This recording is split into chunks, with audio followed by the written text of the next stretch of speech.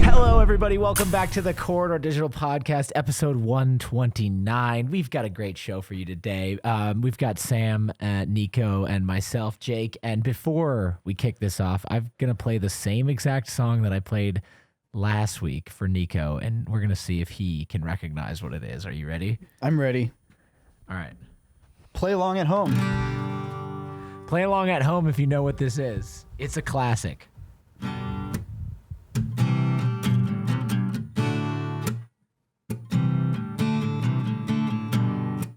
Took me all night long. Wow, I didn't even have to get to the hook. Last time I had to get to the hook. It's that 180 song.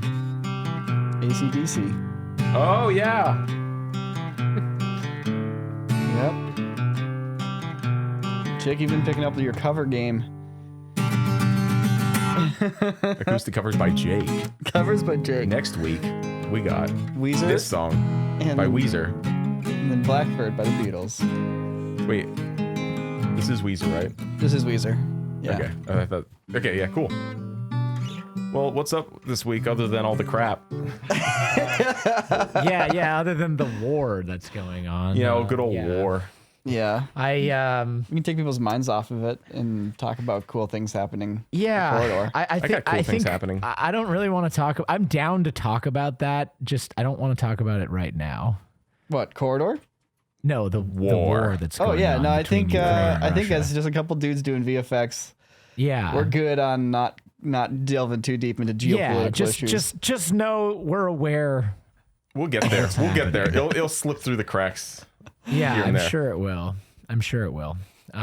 So anyways, hey, what else is going on other than that? I learned how to do a kung fu fight last week. Sorry, karate fight.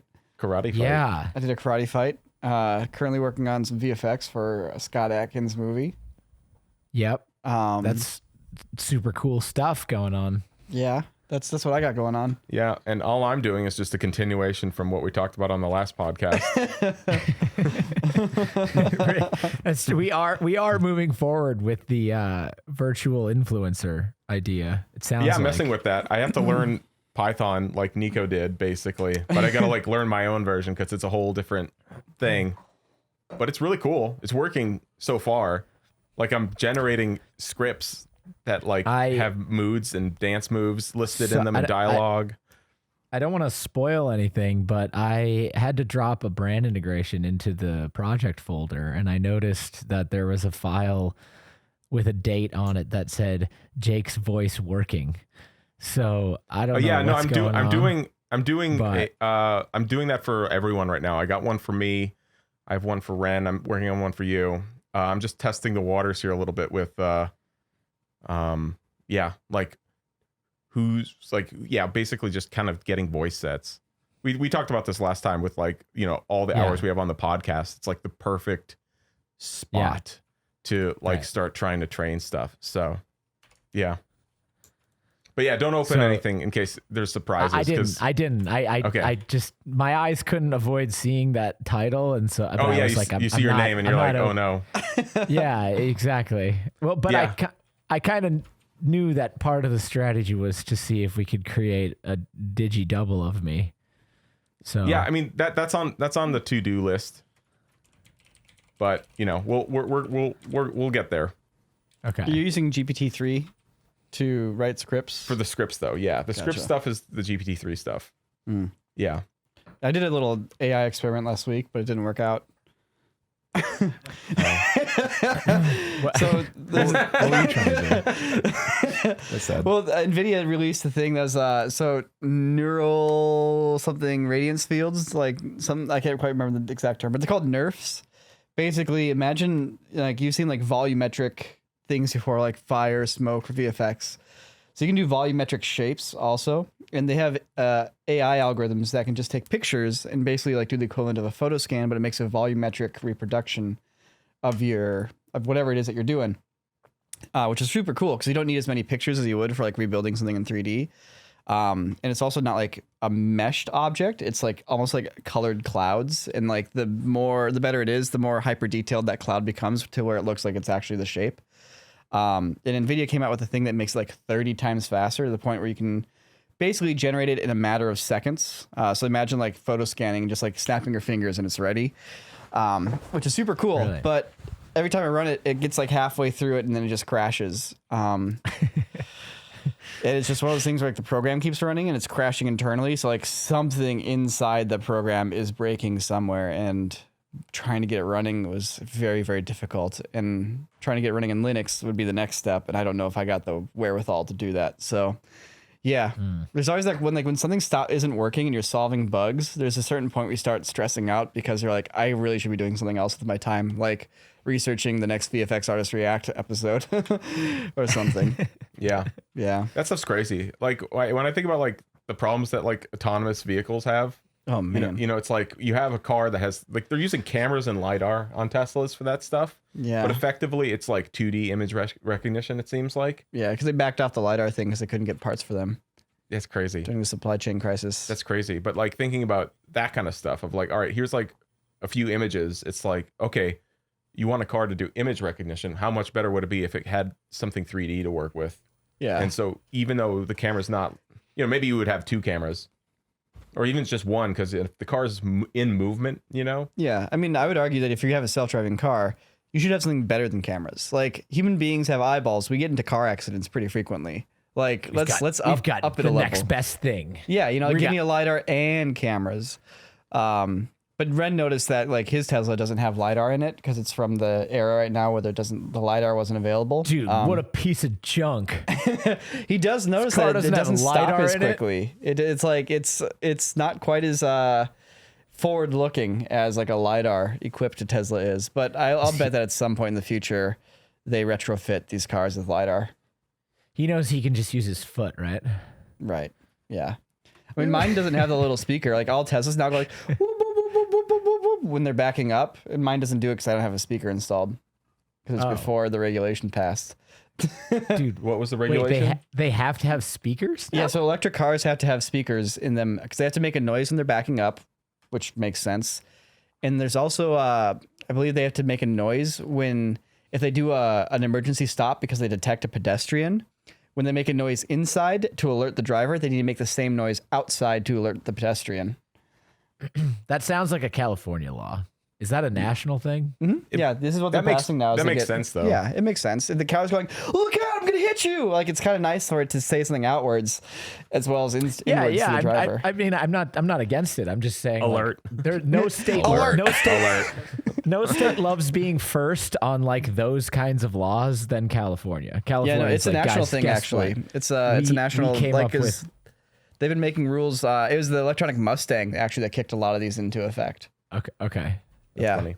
I like the sounds that electric cars make Yeah. when they go by, and they go like they have those like what is it, Kias make it like a chord. It's like they have this like soft, subtle like chorus synthesizer pad sound, and it's like it's kind of pleasing to Dude, listen vanity to. engine noises, that's going to be a thing. Yeah, do know. you think? It's Yeah, like Rocket League. exactly. Do you think in the future, like you can sync up with the other cars around you, and all the cars that are traveling in a bunch can like play a song? Oh man. Where they all just You know? play like one note, You and set then it, it right. makes a chord. you set That's the what I'm saying, yeah. you set the frequency of the note to the speed of the car, so like as like you're in traffic, you can just get like all these different chords as people accelerate and decelerate.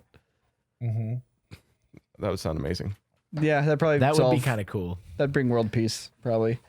Yeah, there we go. See, solved it. Wait, Teslas Done. have got to have vanity engine noises.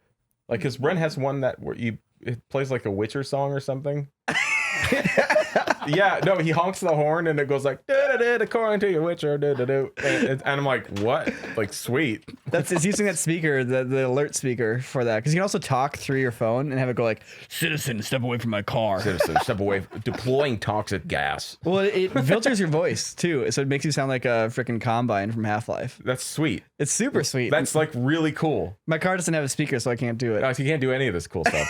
Nope. Yeah, you can also play Dude, music. you're through it. missing out, man. Just tape a Bluetooth speaker to the hood. Yeah. I had to get out of.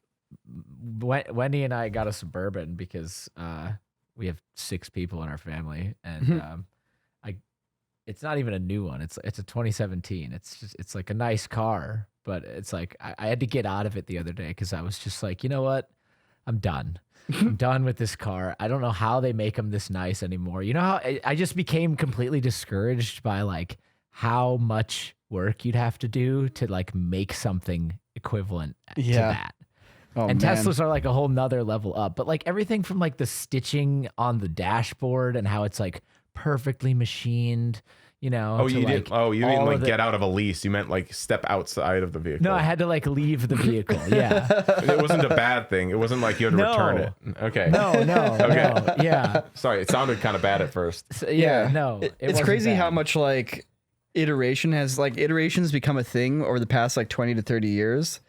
And now we're looking at these products that are so hyper refined that like you can't get there without doing it. They're so crazy. Yeah. Like I don't think people quite appreciate it. Like just how ridiculously difficult and to still make it profitable. Yeah. And to like, Yeah, and it's to pretty like nuts. all the iteration and infrastructure and capital that's required to like, we're going to make a car. We're going to, you know, Yeah. but it's It not reminds like, me, I saw a really great video. I can't remember. I think this is maybe like 3 or 4 years back, but it was a guy who was like, I'm going to make an iPhone from scratch. Oh yeah, from Stranger Parts. Oh, yeah. Yeah. So he just basically hops around Shenzhen or whatever for like a month or something, basically collecting stuff and doing, you know, tests on it. And it's a YouTube eventually, Yeah, Strange Parts is what it's called. I yeah. think. And then he finds like a knockoff iPhone case Yep. to like put all the parts inside of. Yeah, it's really crazy because he basically just found all like the chipsets that you can just get in Shenzhen, which is really cool. Yeah. Yeah. Jake's gone. Bye, It's okay. Jake. Sorry, I'm back. I was just adjusting my focus. I could hear you guys the whole time. But Yeah, yeah, but, no, it's fascinating and really difficult. Was he able to make it? Yeah. Yeah. He ended up with an iPhone. It's a How did he program the OS himself? no. He just installed iOS.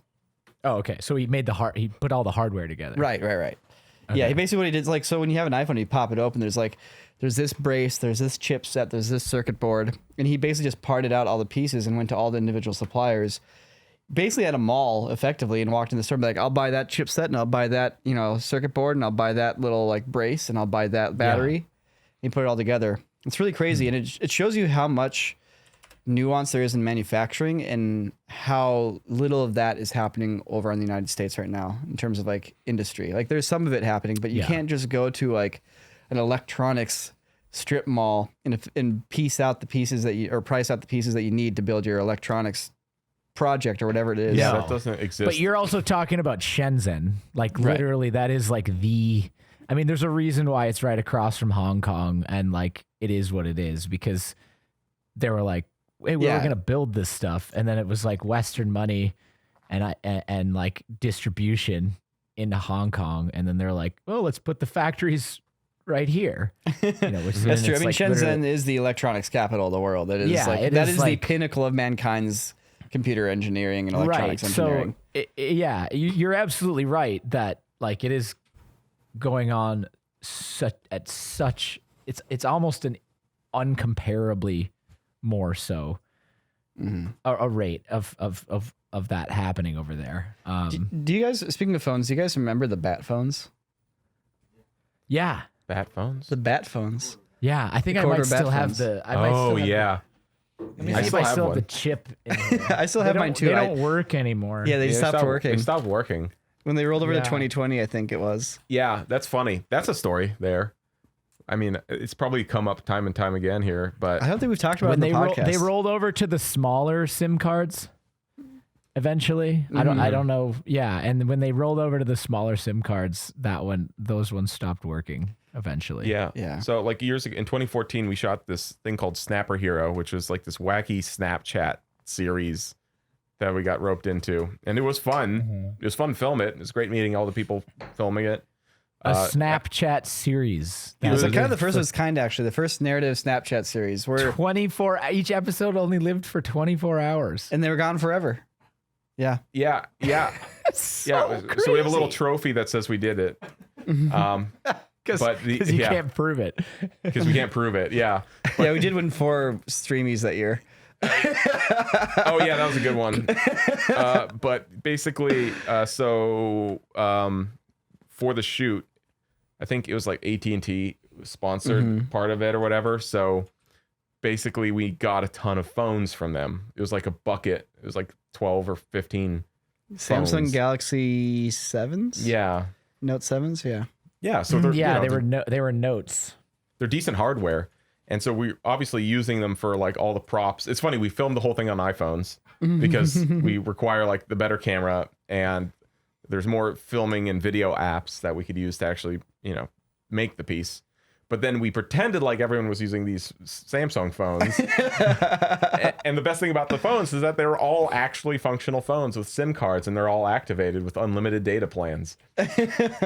And so when the shoot was done, well, the phones began to disappear very quickly. And I don't remember exactly what was going on, but it was like, oh, wait a second. Like, where did like half of these phones go?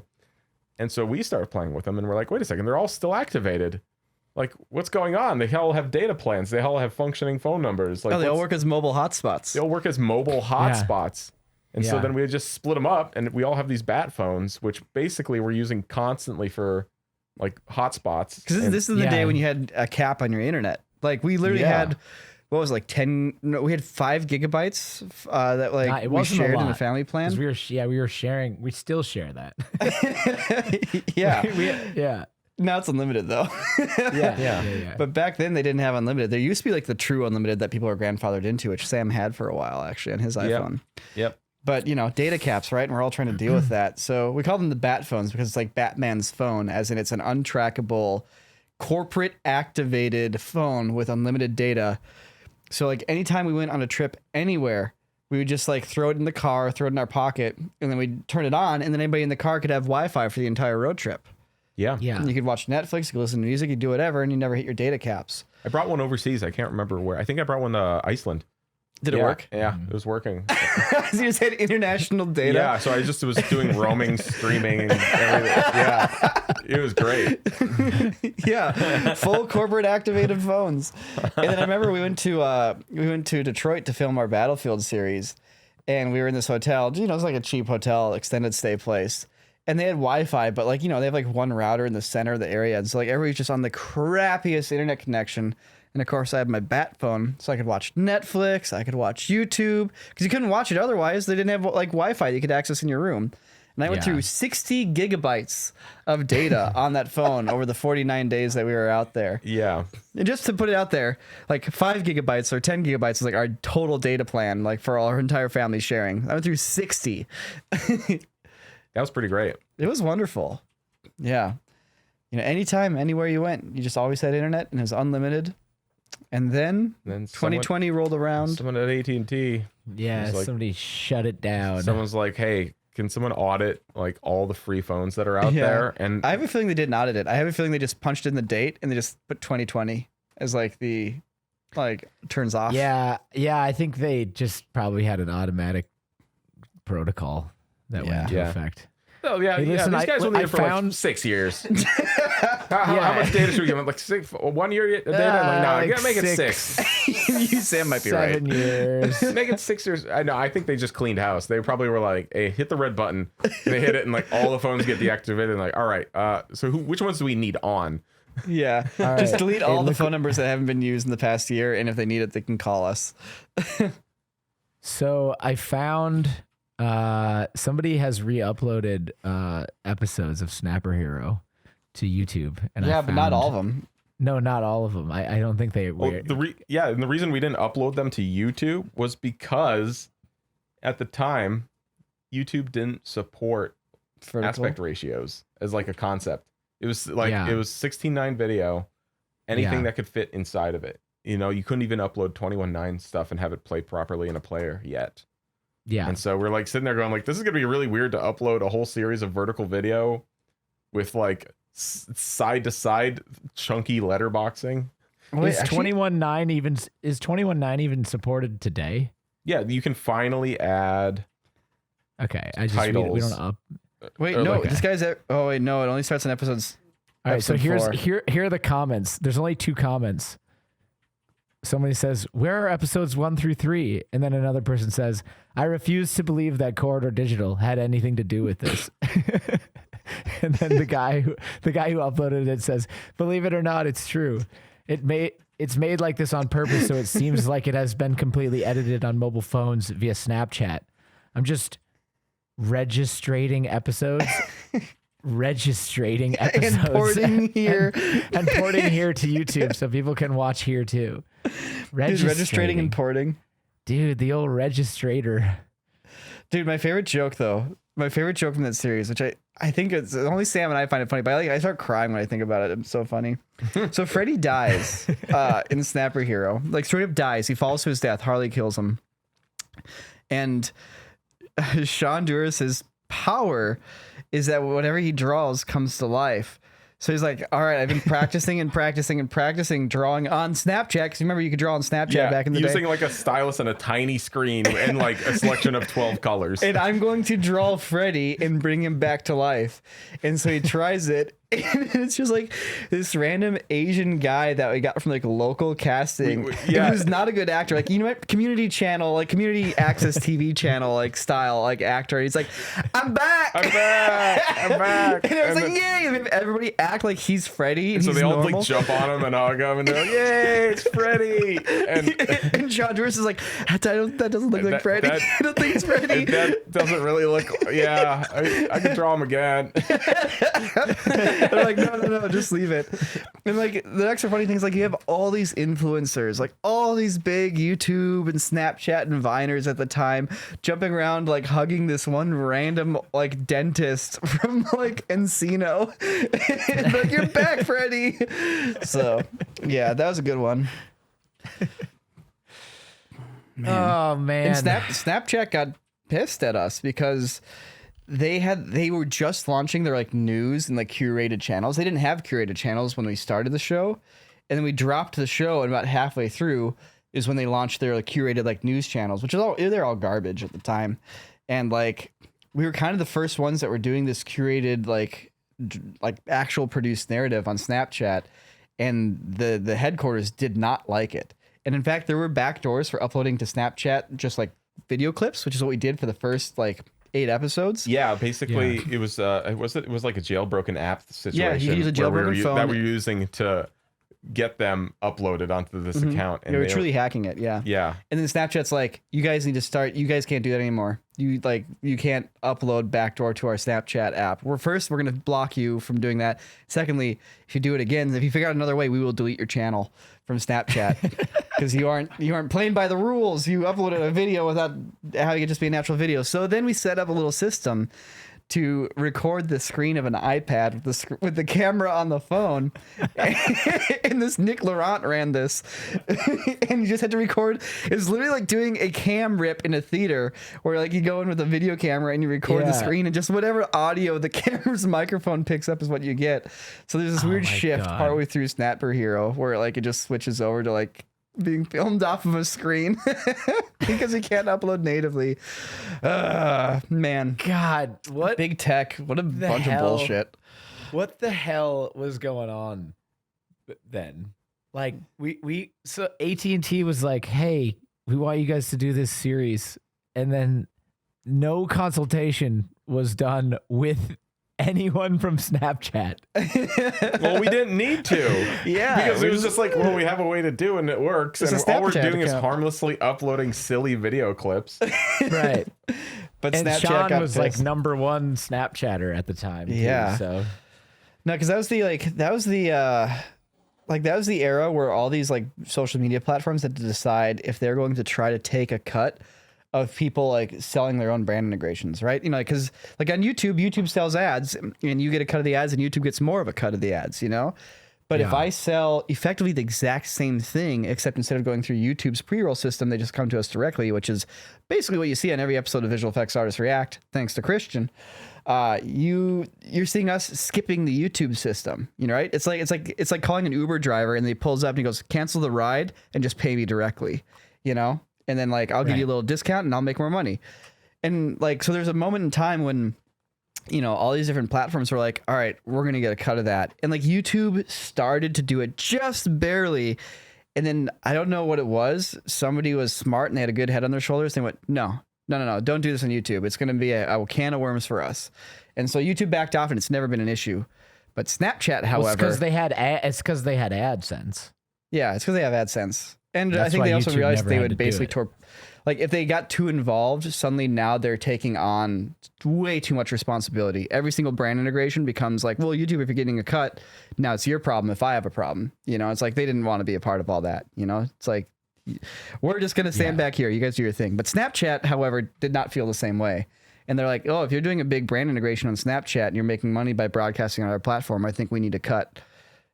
Which is also so weird. Like you think about it, these are like, $1 billion companies. They're like, I need $30,000 for you to run your thing. The thing was that they were pre-money though. That's true. Technically. Yeah.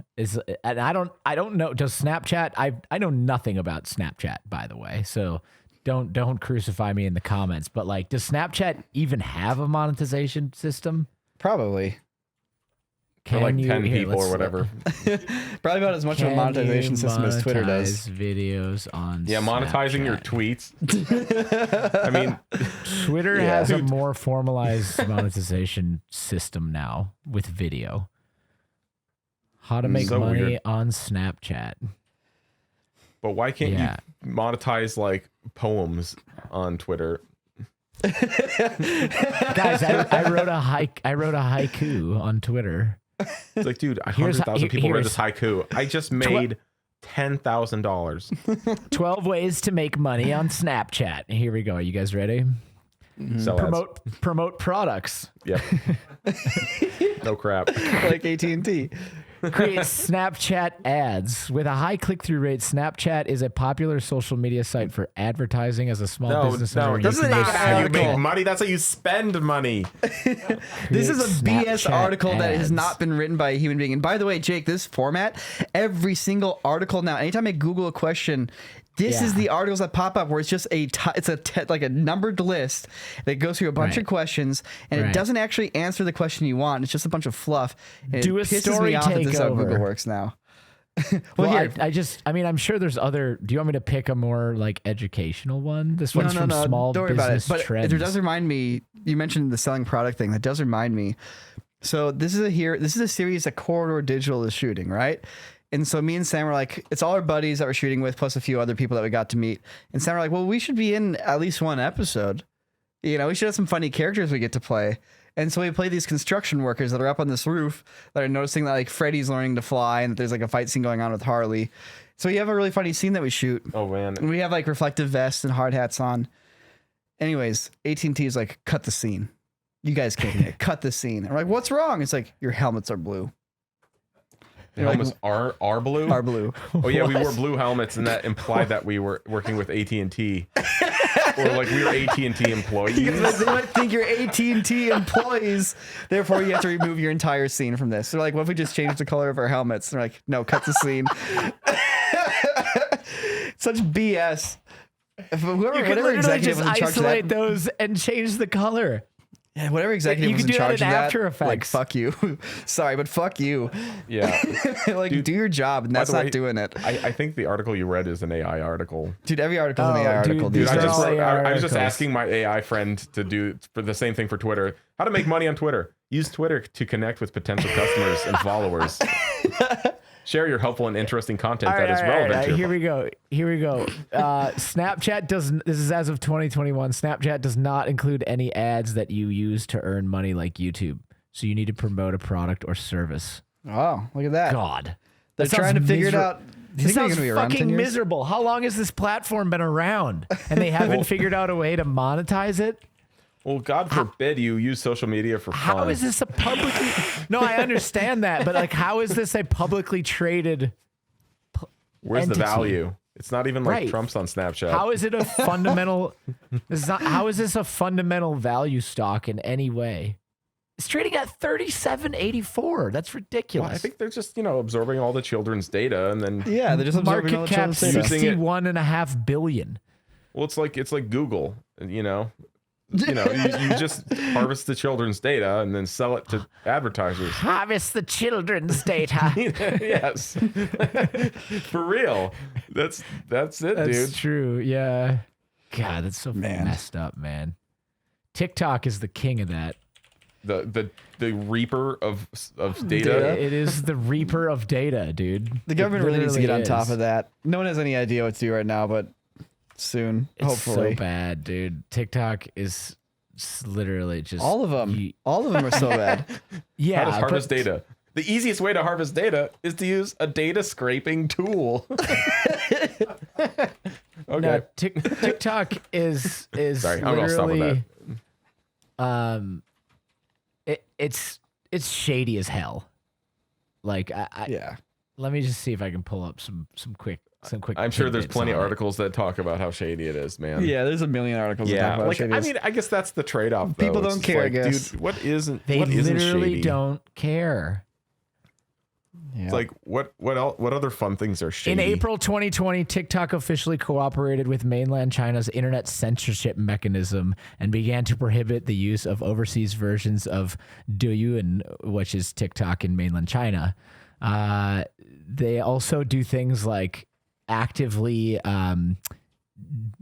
decrease viewership on people that are considered like undesirable. Like Okay, whether that's like, yeah, it's like real bad. guys, we just real finally bad. hit our segue here. Yeah, we geopolitics. Can we finally back out, hit our back out. segue. Let's get out. All right, Back here out. we Back go. out. Here we We go. gotta change the pace. We gotta get out of geopolitics. We gotta get out. We gotta get out. We gotta get out. No, we got. I just We're going. This, Sam's is, got, this, Sam's got a hot take. Here it this is comes. the segue. Here it comes. All right. So earlier this year, Russia was like, "Hey." Russia was Earlier like, this year. "Hey Google, if you don't okay. censor the crap we want you to censor, we're gonna physically close your offices Oh, really? in Moscow. We will physically go there and jack you up and arrest you and close your stuff if you don't start listening to us. As far as like, we want control. We want this. We want X, Y, Z. We want to control this stuff For what platform? for Google.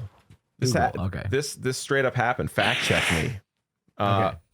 or not. Basically, so they do this earlier this year, okay? And like, well, what does that do? Well, what is it? It basically, it's preventing, global communication from Right. reaching Russians. A large portion of it, anyways. Now, we see the last week here. Okay, so what's happening? Well, Russia goes ding dong, bonk, kicks the door open to Ukraine, blah blah blah, shoot some bombs. Ding dong bonk. Well, look, I'm not gonna I don't want to get too deep into the war part of it, Right. but because it's obviously fucked up, and obviously Russia has been like the classic enemy for the last 60 years. So I don't need to like say, condemn Russia. It's like we do decades of condemnation. All right, I've got decades to back me up. Anyways, the point is Okay, that I'm tracking where you're at. I found some articles. yeah, so they're doing this, and then the last week it's like, okay, so what do we do? What do you do when a big baddie does some bad stuff? And Yeah. right now it's like, okay, well, you can donate, you can send ammo. I guess everyone's just it's like, but effectively it's like sports. We see there's team in Russia and there's team Ukraine, and everyone is picking a side and then buying a T-shirt, depending on their team. Some people buy Ukraine shirts, and well, we cheer. It's like, come on, Ukraine! Come on, Ukraine! We're not getting onto the sports field. We're not like tossing balls down. Like barely, very few people are even like bringing water to the sidelines. You know what I'm saying? And Well, like, yeah, because it can very easily any action in that regard could very easily be seen as an act of war. Oh, absolutely. This is a very tenuous situation. It is. It is. And I'm not going to that's say why people aren't just I'm not going to say it isn't, but where I'm getting at is like the strategy is, all right, get to Russia from the inside. We close access to international like bank transfers through like SWIFT. That's happening. There's other sanctions happening here and there, blah, blah, blah. And ultimately it's like, yeah, what can you do? Well, the only thing you can do in that situation is hope that people in Russia don't want to put up with this. And they're like, and that seems to be certainly a large sentiment. Like I've seen Russian YouTubers saying, this is stupid. Yeah, we really don't want to do it. Also, I can't really go into detail about how I feel about this. But all I'm saying is, do I like it or not? I don't like it. and they can't go into can't, detail because my state might assassinate me or make me exactly. disappear. And well, that's true. And they're, but they're putting this on YouTube, and it's not even assassination or jail, but it's also because like, Russia, as I've said, they have control over these platforms. And so, you look at that situation of like, well, how are they going to do it from the inside? I guess they have to be aware of what's happening. And how are they going to be made aware? Like there's means, there's firewalls you can subvert with VPNs. In fact, it's super common. I was talking to a guy who lives in frickin', I don't know, somewhere in the middle. Oh, Iran on Instagram. And I'm like, what's going on? And he's like, sup? I live in Iran. I'm like, you're using a VPN, right? And it's like, yeah, it goes through Amsterdam. And I'm like, okay, so that it's a thing, in these countries, but ultimately, if you want that kind of communication to happen within a country, you can't be like, I don't know. It feels like what are the options? Well, bring water to the sidelines, bring other countries' weapons and ammunition, or hope that they can communicate. And if you don't do either, it's like, ugh. It's like, what's happening? Like we Google and like all these big tech companies are like letting these dictatorships push them around. And now in a time where that would be really useful and allow these people in this country to actually formulate decisions for themselves, it's not available. Yeah. And now we get to see what the effect is, or start to see those effects of what feel like kind of small, what's it when you kind of give something up? Yeah. Concessions. It feels like small concessions until now when you're like, oh, I really wish they could, like the majority of people in this country could get a better picture on what's happening. Yeah. I mean, Russia could always just knock out the connection entirely, with those kind of things. But I totally get what you're saying. And I feel similar to what you're saying is that like a company like Google, when a country like Russia or China goes, hey, you need to follow our laws. I get that. I get following another country's laws and making sure you operate within, their legal framework and what they do. But on the flip side, there definitely needs to be that moral code. And they're like, we need to just censor information. At a certain point as a company, you need to go like, you know what? I'm okay not making that much money that I could make if I was here. And I'm going to remove my product entirely. And you guys will have to make your own version. Like don't give them Google. Kind of like take it away completely. That's got to be the line. Like, because what else do? You just capitulate, and then you create a superior product in general to the one that's actual and out there. But then B, you're supporting tyranny. Yeah, and it's like, so what? And so what? So you can make money. So now you're making money from it. It's like that's even more disgusting. That's evil. That's straight up evil. Yeah, right? I know. It's like, exactly. We're not. We still have our own morals, and it's just we're changing some stuff to fit this other country. When you're in Russia, it's like I just look, I joined this club where we shoot innocent people, but like that's not like my morals. Like my morals is to not shoot innocent people, but when I'm here in this one specific spot, we do that. Just because it's a local tradition. It's like, okay, so, but those become your morals now because you're doing it. Yeah. And you're supporting it. And so, like the big argument against that is, well, if we do that, then they'll just make their own. It's like, good. Let them make their own. That's what China did, like Weibo or WeChat. And at least if they go, hey, I'm going to Google it, they're going to get an actual functioning version of Google if they use their VPN, rather than never knowing that Google actually doesn't censor your results. It's like, force them to make their own. Go out there and have them do the work. Right. Guess and what does that do for the integrity of the product in the region or country where it originated? Like, it makes you question whether or not the results that you're getting are unbiased. I know. To begin with. Yeah, it's like driving a car your whole life and then realizing that like in the US, people have 4 wheels on their car and you're like, what? Yeah. Like I thought it was specifically like a blank spot on my car with that, but a wheel goes there. It's like, no way. It's like, it's like exactly. And then that right. further, that further discredits the enterprise in where they want it to be like totally. fledged. No, but that is the point. That and that is the counterpoint, which is if they'll just build their own. But it's like it's not about like that kind of market, like capital, so to speak, of like how big is your like audience or how big is your data or whatever. It's like no, well, that's one of the problems with capitalism. you're making a It product. allows people. It allows. And like, that. what should it be known for, and what does it stand by? Like, what is that product's reputation? If Google's reputation is, it depends on where. I mean, like, not even just location based. Like if you search for auto mechanics in Alabama, you'll get auto mechanics from Alabama. But like, from a geographical standpoint, if you go country to country, and we'll get results that are skewed, we'll purposely based hide off of someone's agenda. Yeah, screw that. That is so completely gross. unacceptable.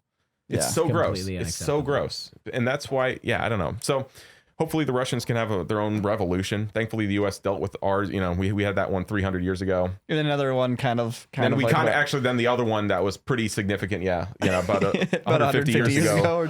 So Let's that one was try to good. not have another one of those. I know. We got that out of the way so far.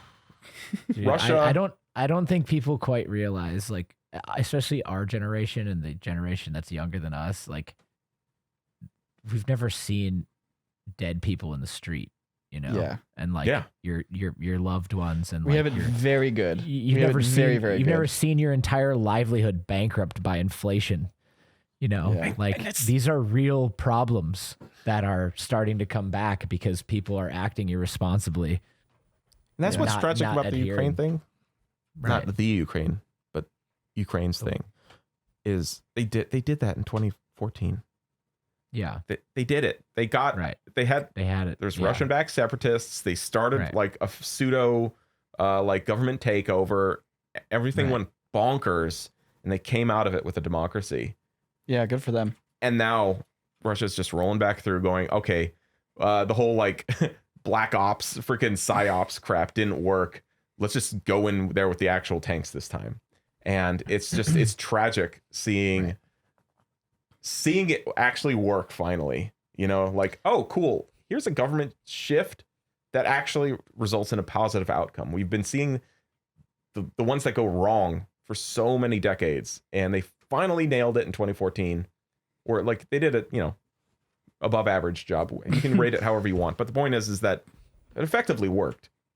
They got a decent, mostly free government and, you know, society out of it. They didn't have a dictator running their country. Yeah. So anyways, so that was the segue. That was the question. Well, Nico, this really digs in on that First Amendment question that we were talking about. Oh my God. See, that's why I brought this up. That's why I brought it up. It does circle back to that. It really does circle back to that. Because then it's like, oh, well, hey, listen, they're a private company. They should be allowed to make those kind of moral decisions. There's a difference between legal and moral, and both apply. Yes, you're and right. Legal does not equal moral. No, and frankly, moral reigns supreme. But legal. You in an ideal world, your legal is supportive and derived from your moral. 100%. Yep.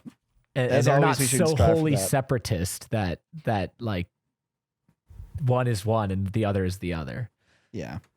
Though I think there is a nuance there. Oh boy, we're getting. No, we got back up. Yeah, so I was watching a clip from Dune. Why do you not want to talk about this? We can totally talk about this. I don't. Hey, here's the thing about Dune. Remember in Dune in the beginning, House Atreides goes to Arrakis and they're like, "Hey, everyone, the good guys are in town. Free water. Everyone gets water for free. No biggie." I was like watching a clip again. I'm like, wait a second, like, how are you gonna make that work? Like, functionally, from a supply chain standpoint, like there's almost no water on this planet, and y'all just roll in saying free water. It's like, what are you gonna just go to Caladan, fill up a spaceship with water, and then freaking have some brainiac hyperloop it and dump it out? Like, anyways, that happens all the time. Brainiac's hyperloop the spaceship. People promise free stuff all the time, and they can't actually deliver on it. But then they move on from that because all the stuff goes crazy. But I was just thinking at first, like, wait, what was the infrastructure plan you guys had for this one? Because like this is kind of a tall order. Yeah. But I guess it's more of a character beat to show that they're nice. Anyways, sorry.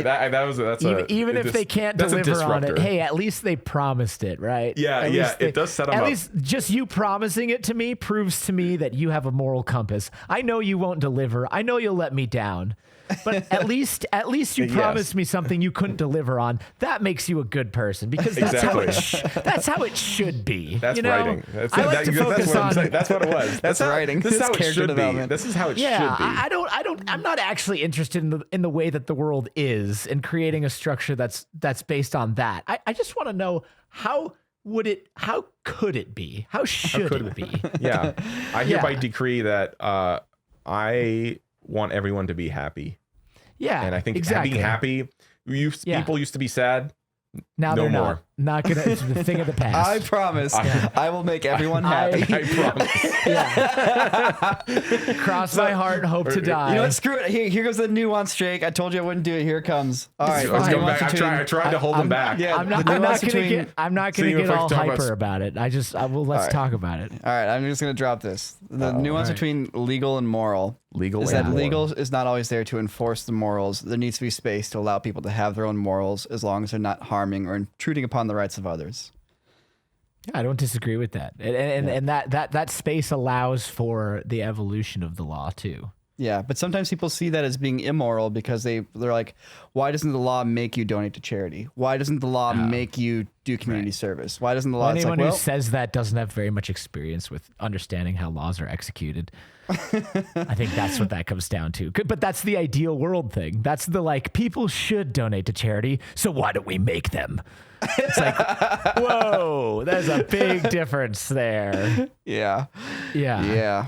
All right, let's end on a non-geopolitical note. So last week, for our Netflix YouTube Punch for Punch series, I got to do a fight scene. I got to do a real karate fight scene with martial arts. Guy and Travis and a bunch of other stunt people guided me through it, and it was really fun. I did not realize how much you need to be able to hit your poses in between the hits and the blocks. You know, it's about the chambering of your hits. I didn't realize how much goes into like needing to have the rhythm figured out. But you know what? I did okay. But I did mention this one feeling that I get. So it's like you show up, right? You're surrounded by experts who have done this their entire lives. It is their life's pursuit. And here you are saying, I want to learn how to do this in a day. While it's a cool YouTube video, it feels kind of disrespectful and very posery for me to come in and say that. And so part of me feels like a little embarrassed by that. I guess so. But I mean, yeah, if you're thinking about it in like the Japanese like sushi chef kind of line of thinking, yeah, it's like you need to, what is it? You have to clean their underwear for 10 years or something before you can even like stand on a mat. Like, sure. But I don't know. It's not, once again, it's also like not quite that too. It's not quite that. It's not like you're just, random guy on the street, and that's the setting that gets people to be interested in the episode. But what it really is an opportunity for you to learn and for them to teach. Right. That's really what it is. That's true. Though there is the other aspect, which is, so then here's me. Here's a guy who does not quite know what he's doing, but he's trying really hard and he's taking it really seriously. Let's watch him just do his best. And just like, Barbie's like, ugh. it's fine. Like, it's not, like, as I Hopefully said, the it's not scene like, you guys shot makes you look cool. Hopefully I look cool. Thankfully, you have years of experience filming fight sequences and talking with these people in a similar industry and like being involved on a very intimate, deep level. You've gone through this stuff. That's true. All that's happening is your feet are just moving from behind the camera to in front of it. You're making me feel better. And you're right. We've done like I hear what you're 20 saying. fights. You've been YouTube watching channel. it. You've been critiquing it. You've been like all sorts of stuff. So it's not like you It's don't like- know what you're talking about. It's like when I hear what you're saying. That's like when I talk with Logan about hunting. Right. Like from Black Rifle Coffee, who's like Logan has hunted like in every environment. He does these like 7-day like pack out hunts where you're hunting mule deer and you have to sneak up on them from 200 yards away and be completely silent and then like be covered in camouflage and like it's like this crazy experience that I have never done. Mm-hmm. but I know, like it's like, yeah, I've hunted. Yeah, stuff. I get it. I You know put how that to thing shoot. in your head. Yeah. Tiptoe. and he's like, and it's like, no, but the difference between like his experience and mine, like I feel like an imposter when I talk to him about that stuff, because it's like, I'll never get it until I do it, you know? Yeah, it's fine. Yeah, I just got to pretend. No, but it's not about pretending. It's not about like, it's not about pretending, I know, but I it's know, I also, know. it's also like, you know, it's just you being there in that environment with those guys, like appreciating it and learning from them and taking part in it earnestly is respectful. Right. That's you true. know, That's true. And that's respectful of their craft, and like they appreciate that, I'm sure. And they're not looking at it like, oh man, you know, Nico and Jake and Sam brought me in on this damn show to like teach Nico how to be a stuntman. You know, they're not like This idiot. yeah, they're like pumped about it, and it's an YouTube opportunity dude. for them to share and to be part of a thing where they get to, you know, continue to show off what the art is that True. they're devoting. True. their I guess, and if lives somebody to. goes like, "Oh, look at this dumb YouTuber trying to do a fight scene," it's like, "Hey, whatever. I guess it's more views." There's always going to be some bitter prick who says that. I mean, yeah, you just can't take much time to regard it. Yeah. Yeah. Well, I guess I'll go home and eat dinner. Let's film another one. let's film another one. We got 3 more episodes to go, so let's do it. Yeah. Heck yeah. Well, we're gonna be doing the sword fights next. Yeah, I'm amped about that. I'm amped about that one too. So we're doing like, I'm all like, it's Witcher themed, but like I'm all into Elden Ring right now. So I'm like, all right, let's go like Elden Ring grit on these knights and vagabonds. What kind of sword are you going to use? Well, so I don't know what sword, but it's gonna be the story. The little mini story currently is that Guy is playing basically like a wandering mercenary knight, and he comes up against like 3 rich nobleman assassons. Are you Basically, going to be a nobleman assassin? no, I'm not in it. Oh, I'm gonna- so you not don't in have to this sword one. fight that one. no, I don't have to start Yeah. fighting that one. I will theoretically be taking a wire pull through a wall at some point. You're gonna What's do that? Can Yeah. you please set up like the most not like unexpected situation for that to happen though? Like instead careful, of like doing man. a fight, instead of Didn't scene, it's just Didn't Luke LaFontaine get pulled through a wall? you go full Eric Andre on it, where it's just like the least Yeah, I'm likely just- situation to be on the pulled through a couch. wall. What were you gonna say, Jake? Who were we working with that got pulled through a wall on like some major picture? And was it Luke? No, I can't I don't remember. think Lucas pulled through walls. I think maybe he was telling a story. He's always telling a story. Maybe it was Yes. somebody he was telling a story about. I don't know. It's But like just bonk be the careful. noggin. Be careful, man. Getting yeah. pulled through a wall is no joke. 100%. Well, I've gone through drywall before, so as long as we're just doing one panel of drywall and it's like, Oh, yeah. well, that's not going to look that cool, though. You're going to need to go through Oh, more okay, than fine. that. And some bricks. Yeah. Oh gosh. You got to go through more than a single keep panel. it for the comments. Here's Jake like, look at this dumb Look at this YouTuber. dumb- Doesn't You can tell it's a fake wall.